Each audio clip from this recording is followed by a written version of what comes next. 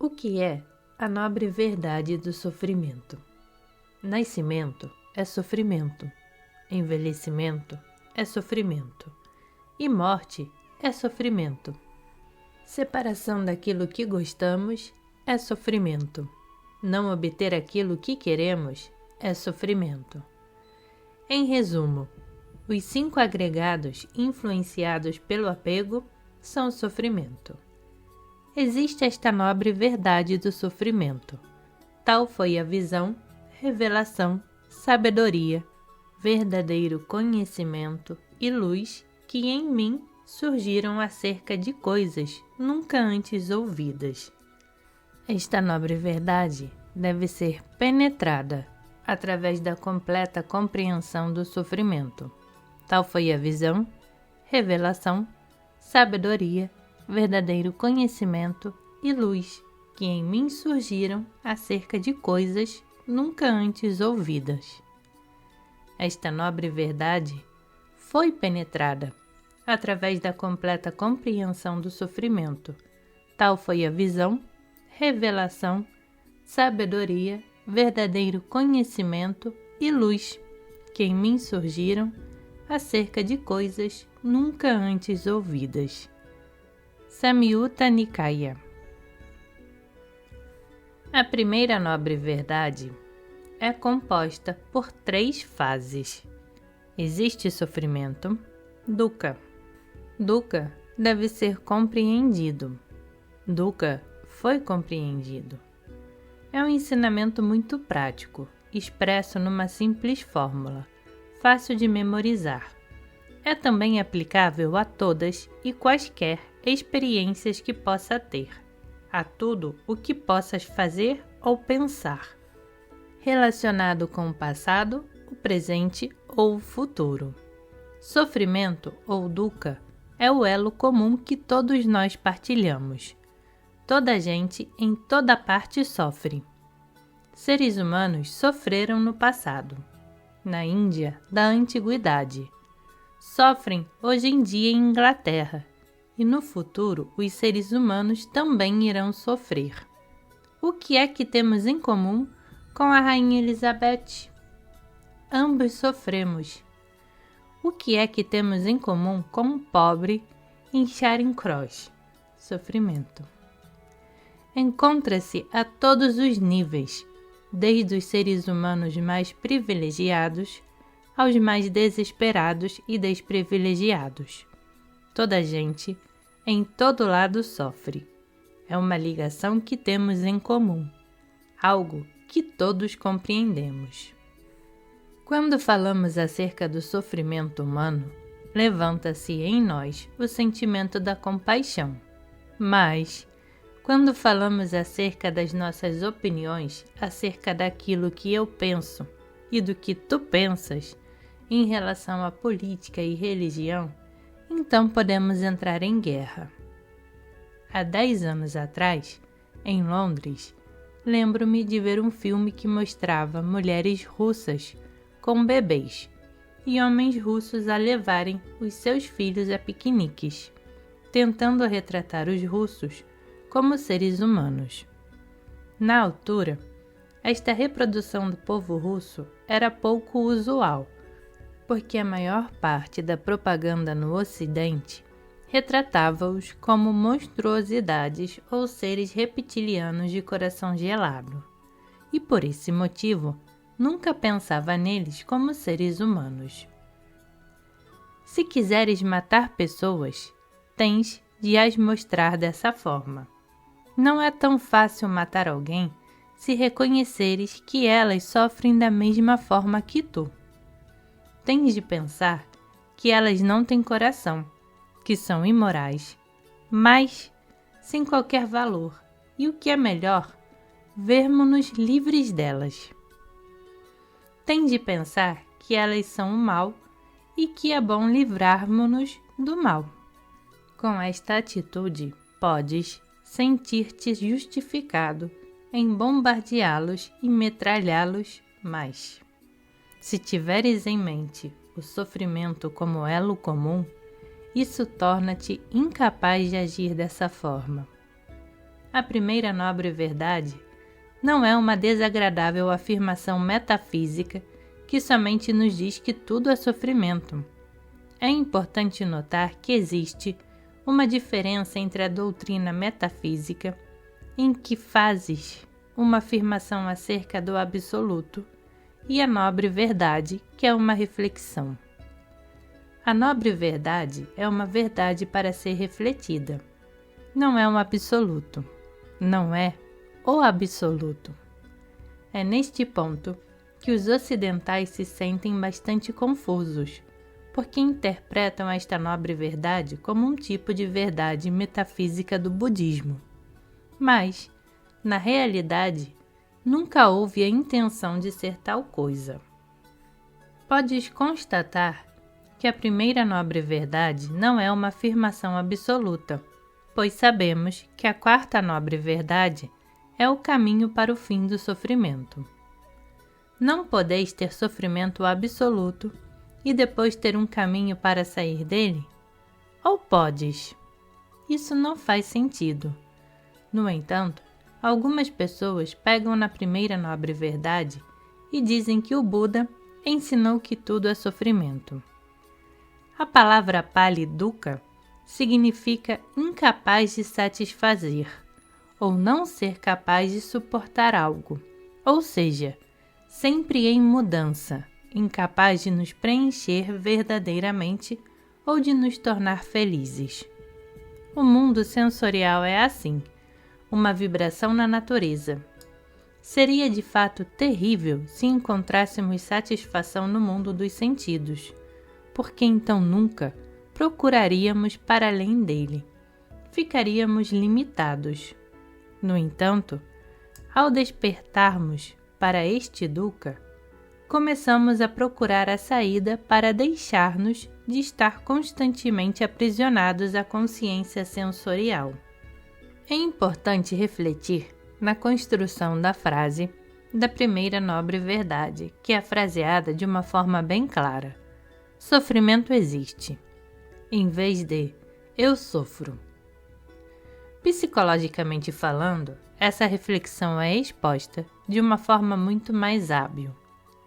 Temos a tendência de interpretar o nosso sofrimento como eu estou mesmo a sofrer. Eu sofro muito e eu não quero sofrer. É assim que pensamos. É desta forma que a nossa mente está condicionada. Estou a sofrer transmite-nos sempre a sensação de que eu sou alguém que sofre bastante. Este sofrimento é meu. Eu tenho sofrido bastante na minha vida.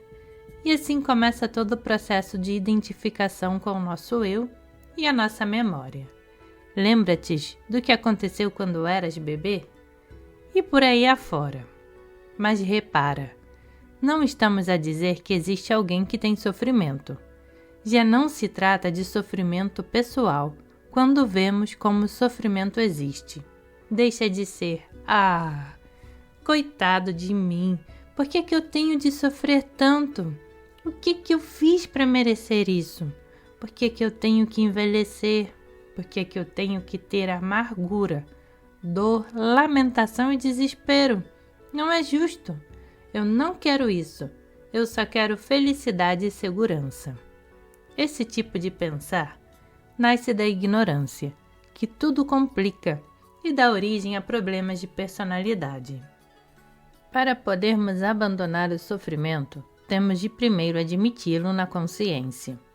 Mas na meditação budista, esta admissão não parte da posição de estou a sofrer, mas de sim o sofrimento está presente. Pois não estamos a tentar identificar-nos com o problema, mas simplesmente a reconhecer que ele existe. Pensar em termos de eu estou zangado, zango-me muito facilmente. Como ver-me livre disto?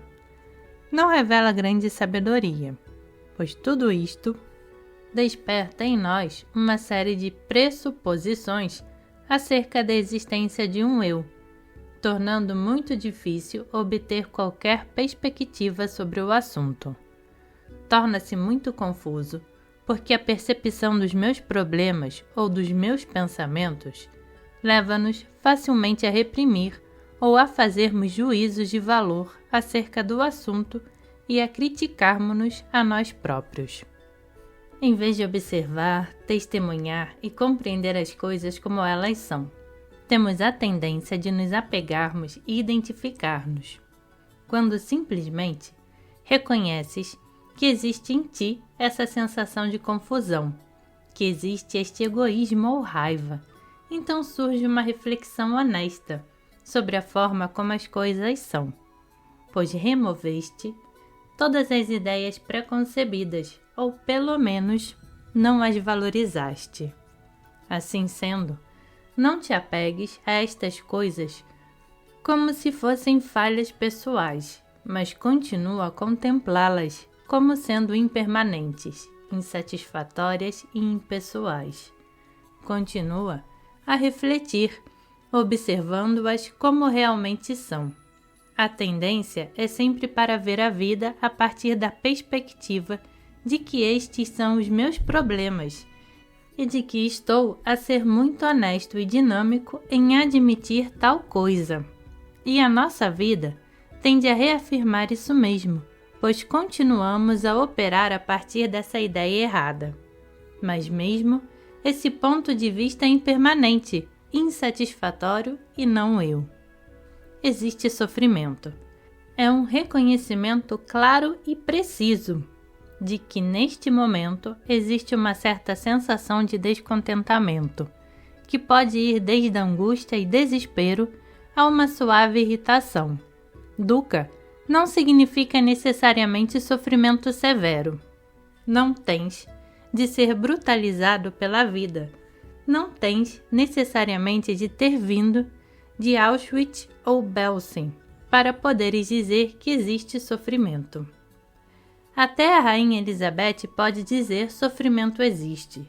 Estou certo de que ela tem momentos de grande angústia e desespero, ou pelo menos de irritação.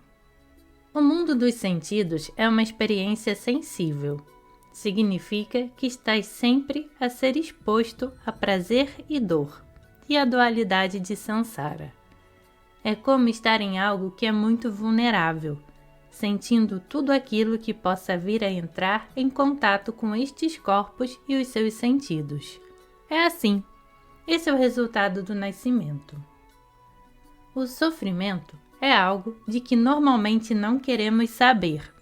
Tudo o que queremos é ver-nos livres dele. Assim que surge algo inconveniente ou desagradável, a tendência do ser não iluminado é querer ver-se livre ou suprimir. Podemos observar como a sociedade moderna se encontra tão embrenhada em procurar prazeres e delícias naquilo que é novo, excitante e romântico. Temos tendência a colocar ênfase na beleza e prazeres da juventude, enquanto que o lado feio da vida, a velhice, doença, morte, aborrecimento, desespero e depressão, são colocados de parte. Quando nos deparamos com algo do qual não gostamos, tentamos ver-nos livres disso e procurar algo de que gostamos. Se nos sentimos aborrecidos, vamos logo fazer algo interessante. Se sentimos medo, tentamos encontrar segurança. Isto é perfeitamente normal. Estamos associados com um princípio de prazer-dor, de atração e repulsão. Assim, se a mente não está atenta e receptiva, torna-se seletiva. Seleciona aquilo de que gosta e tenta suprimir aquilo que não gosta. Grande parte da nossa vivência tem de ser suprimida, porque muito daquilo com que estamos inevitavelmente envolvidos é de certa forma desagradável. Se algo desagradável surge, dizemos foge. Se alguém se atravessa no nosso caminho, dizemos mata-o. Esta tendência é bastante óbvia no que os nossos governos fazem. É preocupante, não é? Se pensares no tipo de pessoas que governam os nossos países, pois eles ainda são bastante ignorantes e não iluminados. Mas é assim que se passa. A mente ignorante pensa em exterminação, olha um mosquito, mata-o. Estas formigas estão a apoderar-se da cozinha.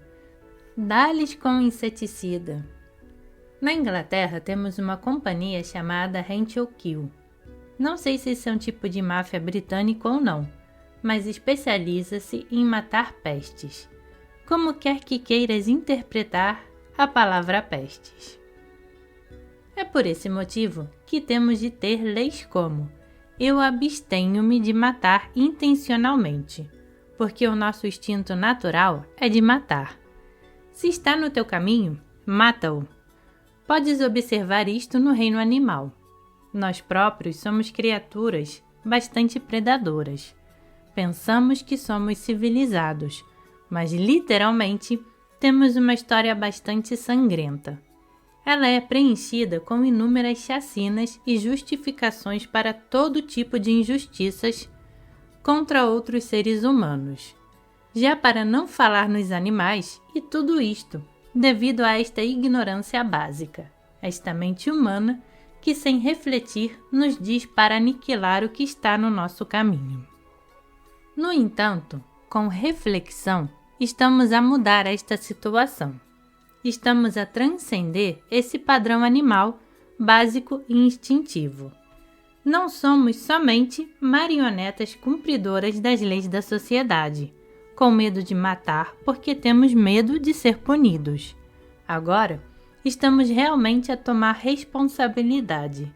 Respeitamos a vida das outras criaturas, até a vida dos insetos e criaturas de que não gostamos. Jamais alguém irá gostar de mosquitos ou formigas, mas podemos refletir acerca do fato de que eles têm o direito de viver. Isto é uma reflexão da mente, e não somente uma reação. Onde está o inseticida? Eu também não gosto de ver formigas no meu chão. A minha reação inicial é: onde está o inseticida? Mas então, a mente reflexiva mostra-me que ainda que estas criaturas me estejam a irritar e eu preferisse que elas desaparecessem, elas têm o direito de existir. Esta é uma reflexão da mente humana. O mesmo pode ser aplicado a estados mentais desagradáveis. Assim, quando estiveres a sentir raiva, em vez de dizeres: ora, lá estou eu zangado outra vez, refletimos: existe raiva, tal como o medo.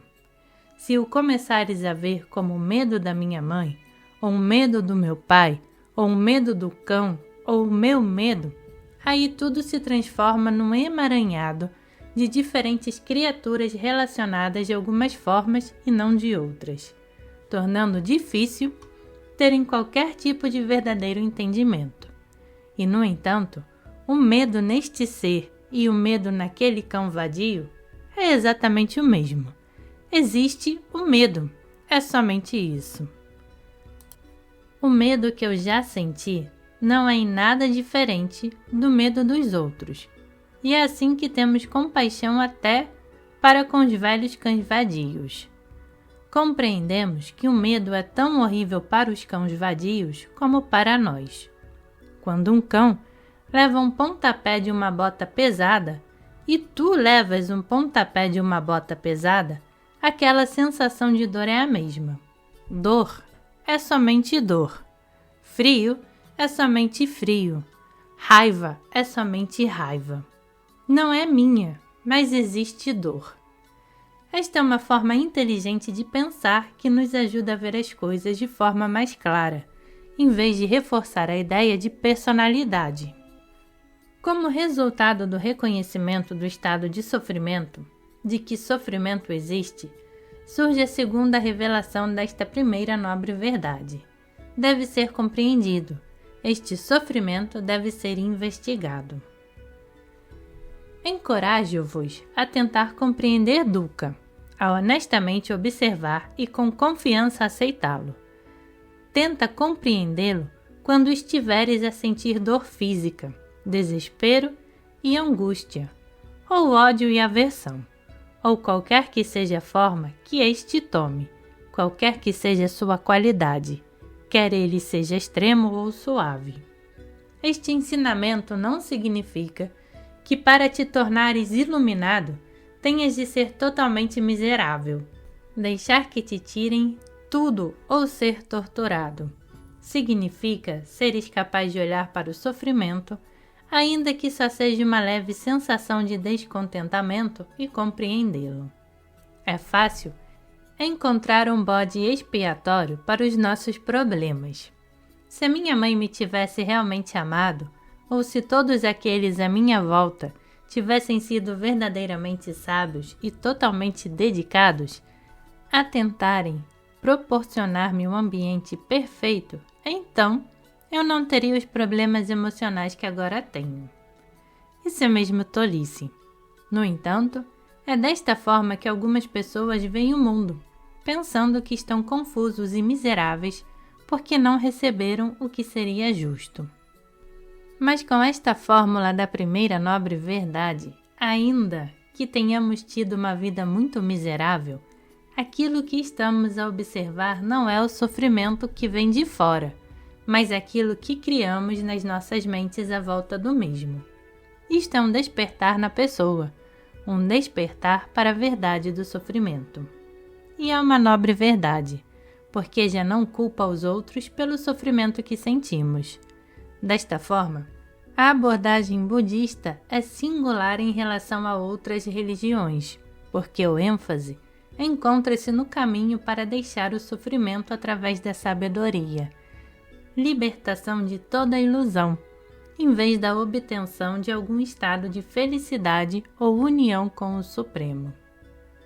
Não estou a dizer que os outros nunca são a fonte da nossa frustração e irritação, mas aquilo para que estamos a apontar com este ensinamento é a nossa reação para com a vida. Se alguém estiver a ser mal para ti, ou propositada e malevolamente a tentar fazer-te sofrer, e tu pensares que é essa pessoa que te está a fazer sofrer, ainda não percebeste esta primeira nobre verdade. Ainda que ela te esteja a arrancar as unhas ou a fazer-te outras coisas horríveis, enquanto pensares que estás a sofrer por causa desta pessoa, não percebeste esta primeira nobre verdade. Perceber o sofrimento é ver claramente que é a nossa reação à pessoa que está a arrancar-nos as unhas. Eu odeio-te. Isso é sofrimento. Ter as unhas arrancadas é doloroso, mas o sofrimento o envolve. Eu odeio-te. E como é que me podes fazer isto? E eu nunca te perdoarei. Todavia, não espereis que alguém te arranque as unhas para praticares com a primeira nobre verdade. Tá está com coisas pequenas, como por exemplo, quando alguém é insensível, mal educado ou ignorante para contigo. Se estás a sofrer porque essa pessoa te fez alguma desfeita ou te ofendeu de alguma forma, podes praticar com isso. Existem muitas ocasiões na vida diária em que podemos sentir-nos ofendidos ou zangados. Podemos sentir-nos irritados simplesmente pela forma como alguém anda ou pela sua aparência. Pelo menos eu posso. Por vezes, apercebe-te da aversão a surgir em ti, simplesmente devido à forma como alguém anda ou porque não fazem algo que deveriam fazer. Podemos tornar-nos bastante irritados e zangados por esse tipo de coisas. A pessoa, na realidade, não te fez nada de mal, não te arrancou as unhas, mas ainda assim sofres. Se não consegues enfrentar o sofrimento nestas situações simples, nunca serás capaz de ser heróico e fazê-lo se alguma vez alguém te estiver realmente a arrancar as unhas. Nós trabalhamos com as pequenas insatisfações da vida cotidiana. Olhamos para a forma em como podemos ser magoados, ofendidos ou irritados pelos vizinhos, por pessoas com quem vivemos, pela senhora Thatcher, pela forma como as coisas são ou por nós próprios. Sabemos que este sofrimento deve ser compreendido. Praticamos olhando realmente para o sofrimento como um objeto e compreendendo. Isto é sofrimento. Assim temos a reveladora compreensão do sofrimento. Nós podemos investigar até onde nos trouxe esta indulgência pela procura dos prazeres. Há várias décadas que isto se perpetua, mas será que a humanidade está mais feliz por isso? Parece que hoje em dia nos foi dada a liberdade para fazermos tudo aquilo que queremos com drogas, sexo, viagens e por aí afora. Tudo é permitido e nada é proibido. Tens de fazer algo realmente obsceno, realmente violento, até seres marginalizado. Mas será que o fato de podermos seguir os nossos impulsos livremente nos tornou mais felizes ou mais descontraídos e satisfeitos? Na realidade, isso tem nos tornado muito mais egoístas. Nós não pensamos em como as nossas ações podem vir a afetar os outros. Temos a tendência de pensar só em nós próprios, eu e a minha felicidade e os meus direitos.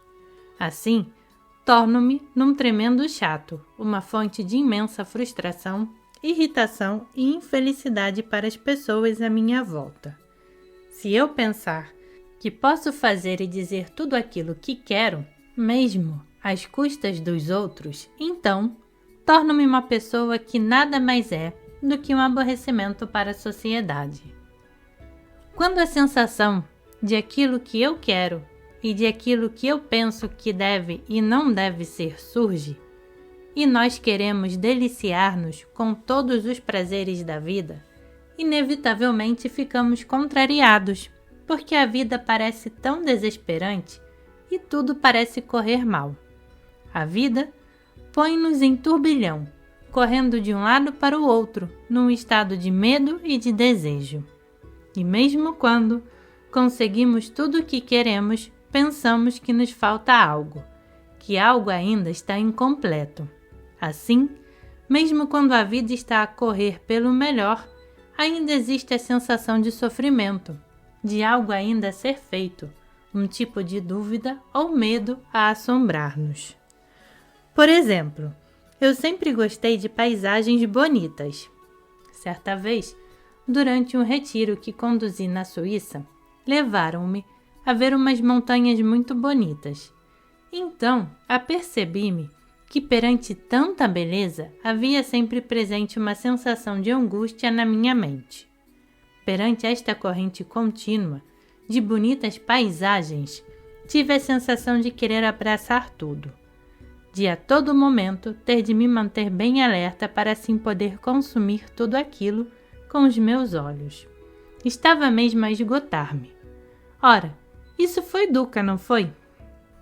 Eu noto que se faço algo sem prestar atenção, ainda que seja algo tão inocente como olhar para uma bela montanha, se somente estou a projetar-me para fora na tentativa de agarrar algo, isso traz-me sempre uma sensação desagradável. Como é que podes reter a beleza de Jungfrau e a de Eiger? A melhor solução é tirares uma fotografia, tentar capturar tudo num pedaço de papel. Isso é Dukkha. Se quiseres conservar algo bonito, por que não te queres separar dele? Isso é sofrimento. Ter de estar presente em situações de que não gostas também é sofrimento. Por exemplo, eu nunca gostei de viajar de metro em Londres. Eu reclamava: não quero ir de metro. As estações são muito sujas e cheias de pôsteres horríveis. Não quero ser empacotado naqueles comboios minúsculos debaixo do chão. Eu achava isto uma experiência completamente desagradável, mas eu prestava atenção a esta voz que reclamava e lastimava. O sofrimento de não querer estar com algo que nos é desagradável. Então, tendo refletido, deixei de elaborar acerca da situação para assim poder ficar só com aquilo que é desagradável e feio, sem adicionar mais sofrimento.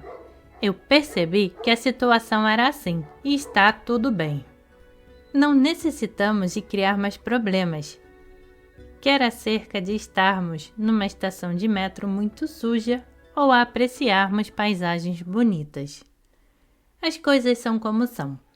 Podemos apreciar e reconhecê-las na sua constante mudança sem nos apegarmos. Apego é querermos agarrar e jamais largar algo de que gostamos. Querermos ver-nos livres de algo de que não gostamos ou querermos ter algo que não temos.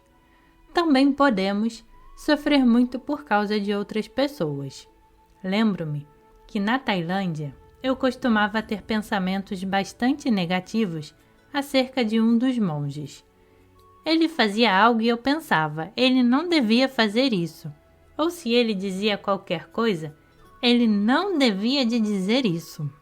Eu carregava este monge na minha mente e ainda que eu fosse para qualquer outro lugar, eu pensava nele.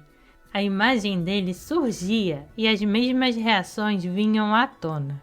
Lembra-te quando ele disse isto e fez aquilo?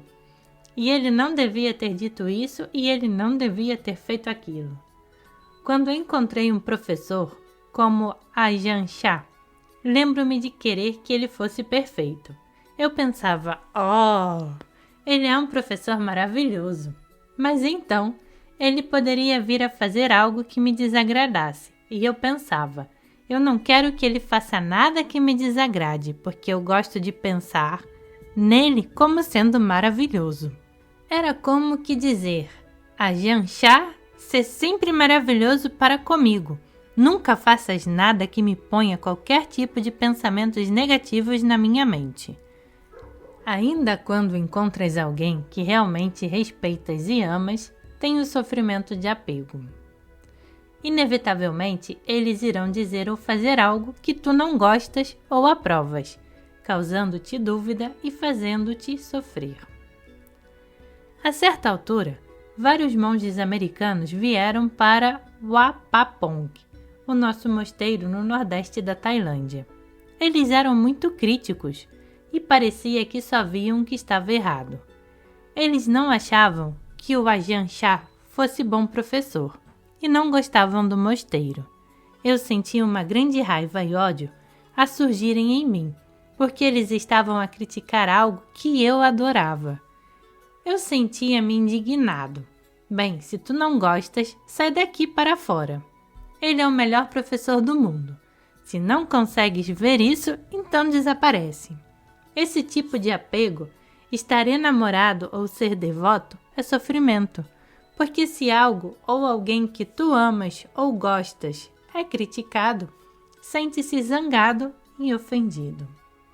Às vezes, a clareza surge nas alturas mais inesperadas. Isso aconteceu-me quando vivi em Wat Pah Pong. O nordeste da Tailândia não é dos lugares mais atraentes ou bonitos do mundo, com as suas florestas e várias planícies, e durante a estação quente, torna-se extremamente quente. Antes de cada dia de observância, nós tínhamos de varrer as folhas caídas nos caminhos do mosteiro. Eram bem vastas as áreas a varrer. Passávamos a tarde toda debaixo do sol quente, suando e a varrer, com vassouras grosseiras. As folhas para um monte. Esta era uma das nossas tarefas. Eu não gostava de a fazer, pensava, eu não quero fazer isto. Eu não vim para aqui para ter de varrer as folhas do chão. Eu vim para aqui para me tornar iluminado, e em vez disso, eles põem-me a varrer folhas. Para além disso, está muito calor e eu tenho uma pele clara. Posso apanhar cancro na pele por estar aqui neste clima quente. Numa destas tardes, lá estava eu a sentir-me verdadeiramente infeliz, pensando o que é que eu estou aqui a fazer? Por que é que eu vim para aqui? Por que é que estou aqui? E ali fiquei parado com a minha longa e grosseira vassoura, sem nenhuma energia, a sentir pena de mim mesmo e a odiar tudo. Então, o Ajahn Chah aproximou-se, sorriu-me e disse: Wat Pah Pong é bastante sofrimento, não é? E com isto, desandou. Então pensei, por que que ele disse aquilo? E sabes, na verdade não é assim tão mal. Ele pôs-me a refletir. Será que varrer as folhas é mesmo tão desagradável? Não, não é. É um tipo de coisa neutra. Tu varres as folhas, não é bom nem mal. E suar é algo assim tão terrível? É mesmo uma experiência miserável e humilhante? É mesmo assim tão mal como eu estou a querer fazer parecer?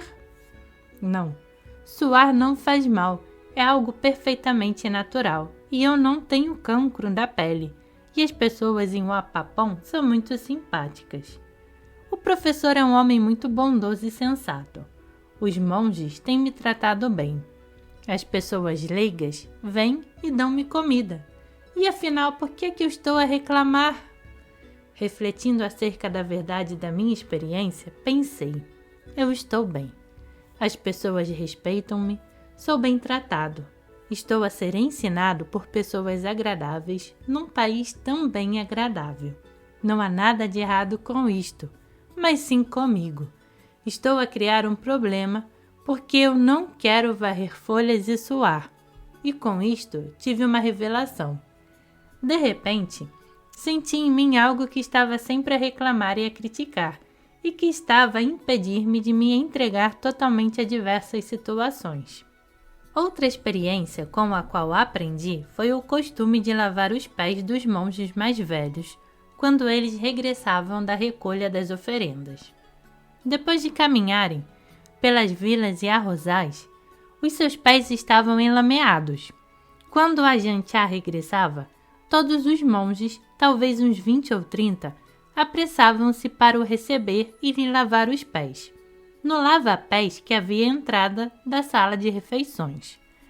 Quando vi isto pela primeira vez, pensei: eu nunca vou fazer tal coisa. E no dia seguinte, assim que o Ajahn apareceu, 30 monges apressaram-se para lavar os pés. Eu pensei: que coisa tão estúpida! 30 monges a lavarem os pés de um homem? Eu não faço. No dia seguinte, a minha reação tornou-se ainda mais violenta. 30 monges apressaram-se e lavaram os pés de Ajahn Chah. Isto irrita-me mesmo, estou farto disso. Acho que é a coisa mais estúpida que alguma vez vi. 30 homens a lavar os pés de um homem? Sabes? Provavelmente ele pensa que merece tal coisa. É só para lhe reforçar o ego. Ele deve ter um ego enorme, com estas pessoas todas a lavarem-lhe os pés todos os dias. Eu? Nunca farei tal coisa. Eu estava a começar a ter uma reação extrema, e ali ficava sentado, sentindo-me miseravelmente zangado. Olhava para os monges e pensava: que gente tão estúpida, não sei o que estou a fazer aqui. Mas então comecei a escutar e pensei: é mesmo desagradável estar nesse estado de espírito. Será que isto é mesmo algo para me deixar assim tão zangado? Ninguém me obrigou a fazer tal coisa. Está tudo bem. Não há nada de errado com 30 homens a lavarem os pés a outro.